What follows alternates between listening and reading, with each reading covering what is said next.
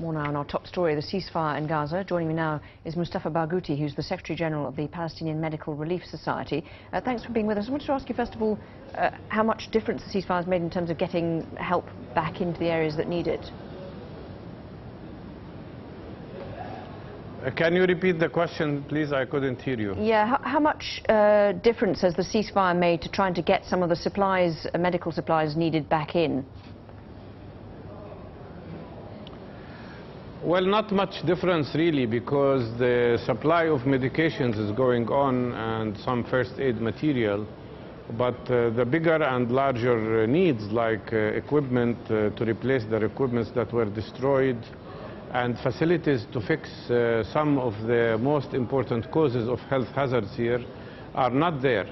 There is no use of having medications only to treat people when the cause of the disease cannot be prevented.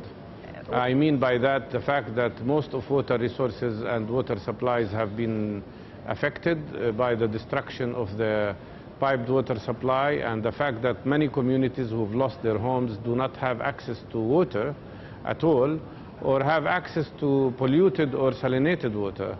And the second problem is the large destruction of the sewage systems, which is threatening to cause very serious epidemics like hepatitis, typhoid, and meningitis, some of the cases we have already seen. Okay. In reality, we are talking about very big possibility of a serious... Sorry to interrupt. Israel has said that they are, we understand, prepared to extend the ceasefire beyond the 72 hours. Do you think that the Palestinian factions will also continue holding to the ceasefire? Do you think this fighting can end now? Yes, I'm sure the Palestinian side will accept to extend the ceasefire, but the big problem is the fact that this place is under siege, and I've just been visiting some of the 6,000 houses that have been completely destroyed, some of the shelters where people live in very bad conditions. What we need is the immediate lifting of the siege and allowing construction material to come in. Without that, the infrastructure cannot be fixed, and people will not be able to have homes to stay in.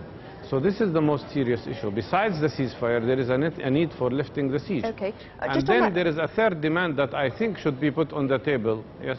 Yeah, please. I just want to put to you, I mean, during earlier remarks, Benjamin Netanyahu said that the tragedy of Gaza was the fact that civilians were being used by Hamas and the other Palestinian factions as human shields. I wonder if you could address that, because he was very specific in saying that they were being used as human shields. Is that something that you refute, or do you accept that that has been the case? This is, first of all, no, I've been in houses that were destroyed. I've been with families who lost their beloved. I've seen families who lost 20 people, 25 people. I've heard very, very sad stories about how the Israeli army killed people in a ruthless manner. Mr. Netanyahu is trying to cover up the crimes of his army by claiming that resistance people were using people as human shields. This is untrue. The Israeli army knew exactly what it was doing. They wanted and aimed at killing the utmost possible number of people and at the destruction of infrastructure. And I think Israel has to be held he made a specific claim. He used some video. First of all, let me just put this to you. He made a specific claim about people being told to go onto the roof by Hamas, and he showed some video which appeared to support that.